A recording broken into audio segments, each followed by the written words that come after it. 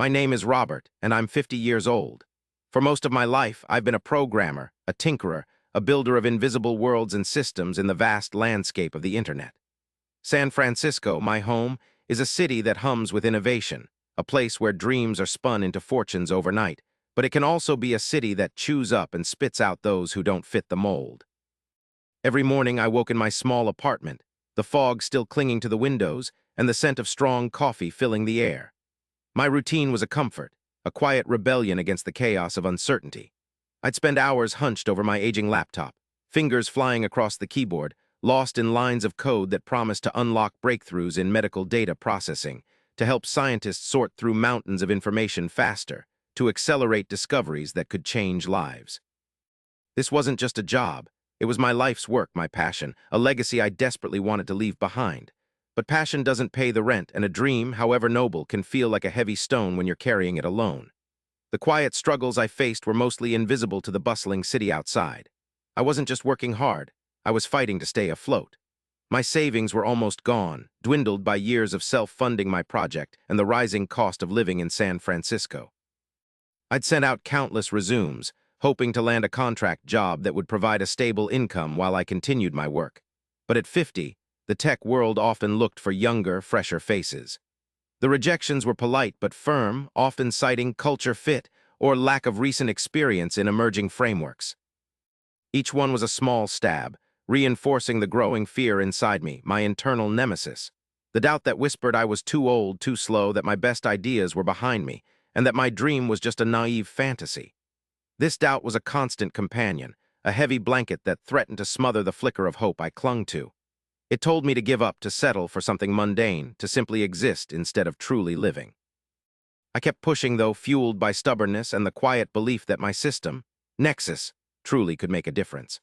I tried to present it to venture capitalists, a room full of young, sharp-suited individuals who nodded politely as I spoke, their eyes glazing over the moment I delved into the technical details. They wanted fast returns, flashy apps, something easily marketable, not a complex, behind-the-scenes engine designed to accelerate obscure medical research. One young man, barely out of college, actually stifled a yawn. Another told me my idea was too niche and suggested I pivot to something trendier. I spent weeks preparing for these meetings, pouring what little money I had into professional clothes and transportation, only to walk out feeling smaller and more invisible than before. The setbacks accumulated like bricks, building a wall around my hope. My old laptop, a faithful companion for years, started showing its age. The fan whirred constantly, the screen flickered, and programs crashed unexpectedly, often taking hours of unsaved work with them. I'd spend entire nights wrestling with it, coaxing it back to life, terrified it would give out completely before I finished Nexus. My lowest point arrived on a Tuesday, a day that started with the familiar fog but ended in a downpour of despair. I had one last pitch scheduled to a smaller, less conventional investment group. I'd poured every ounce of energy and belief into it, convinced this was my last chance. I even managed to fix a critical bug in Nexus just hours before the meeting, feeling a surge of adrenaline and hope. I presented my findings, explained the potential impact, articulated my vision with a passion I rarely let show. They listened intently, asked intelligent questions, and for the first time in a long time I felt a spark of connection. I left the meeting walking on air, convinced I had finally broken through. But the next morning an email landed in my inbox. The subject line read regarding Nexus pitch. My heart pounded as I opened it. It was a polite rejection, praising my passion but citing current portfolio direction as the reason. They wished me luck. It was the kindest rejection I'd received, which somehow made it even more devastating.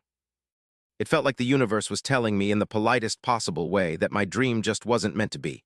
That same afternoon, a notice arrived tucked into my apartment door, final warning for overdue rent. My landlord, a good man, had been patient, but his patience was clearly running out. I had less than a week. The fear and doubt that had been lurking in the shadows now rushed forward, overwhelming me completely. I felt like I was drowning, utterly alone in a city of millions. I couldn't eat. The thought of food made my stomach churn. My hands trembled as I sat on my couch, staring at the blank wall, my laptop, my only tool for salvation, sitting cold and dark on the coffee table. I contemplated selling it, selling everything, just to buy myself a few more weeks to figure out what to do. The thought of giving up Nexus, of abandoning my life's work, was a pain unlike any I had ever known. I walked to a nearby park, the familiar greenery offering little solace. I sat on a bench, head in my hands, the sounds of children playing and distant city traffic blurring into a cacophony of indifference. I felt utterly defeated, stripped bare of all hope, ready to surrender to the crushing weight of my circumstances. Just as the sun began its slow descent, painting the sky in hues of orange and purple, a shadow fell over me. A man, impeccably dressed but with a kind, unassuming face, sat down on the other end of the bench. He carried a small, neat lunch bag. I barely registered his presence, lost in my own despair. Then a voice calm and gentle spoke.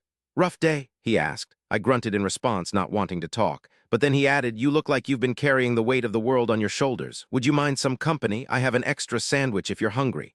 I looked up, surprised. He held out a sandwich wrapped in wax paper, a simple turkey and provolone. I hadn't eaten properly in days, and my stomach gave a traitorous rumble. Embarrassed, I shook my head, but he just smiled. "No need to be proud, my friend," he said softly. "We all have days like this. Take it." Something in his eyes, a genuine warmth, broke through my defenses. I took the sandwich, my hand still shaking slightly. As I ate slowly, the hunger pangs subsiding, he started to talk. He introduced himself as Marcus Thorne and mentioned he worked in tech, too. He spoke of the city, of the relentless pace, and then without prying, he simply said, "Sometimes the greatest ideas are the ones that take the longest to be seen." I don't know why, but with Marcus, I felt a flicker of courage. Perhaps it was the unexpected kindness, the simple act of sharing food with a stranger, that made me feel less alone. I started to talk, haltingly at first, about Nexus, about my dream, about the rejections, the financial struggles, the creeping doubt. I spoke with a passion I hadn't realized I still possessed, the technical details flowing out, mixed with my frustration and the heartbreak of feeling overlooked. Marcus listened intently, nodding occasionally, never interrupting. When I finished, the silence was comfortable, not awkward. "Robert," he said, "I hear something special in what you're describing, not just a program, but a purpose, a commitment to something bigger than yourself, and your passion, it's undeniable." Then he did something that changed everything. He pulled out a business card, a simple design with his name and a company logo I recognized instantly, Thorne Innovations, one of the biggest and most respected tech firms in the Bay Area.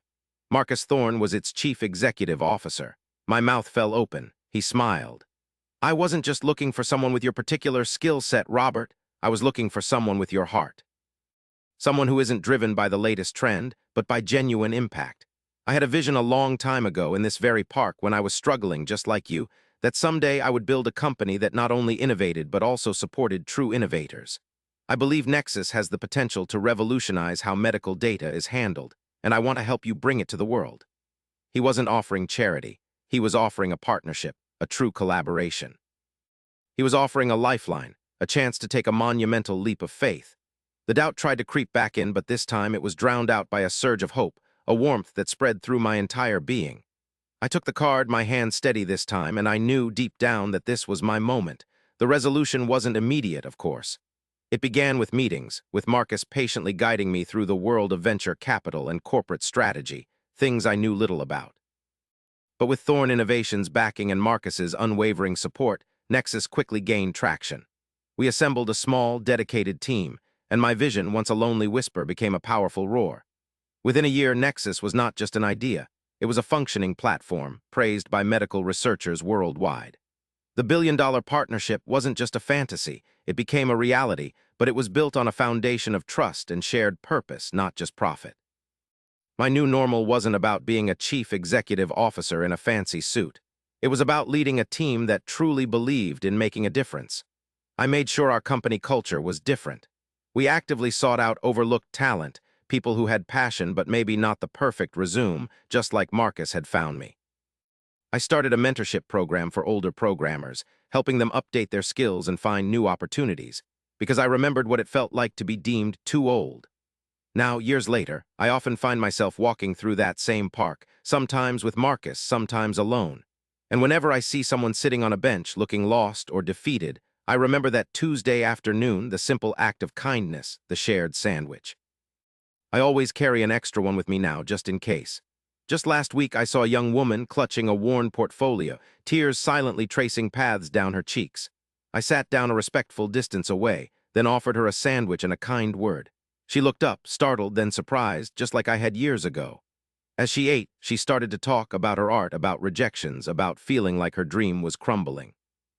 I listened, truly listened, and when she finished, I told her about Nexus, about my journey, and about a chief executive officer named Marcus who once shared his lunch with a broken programmer.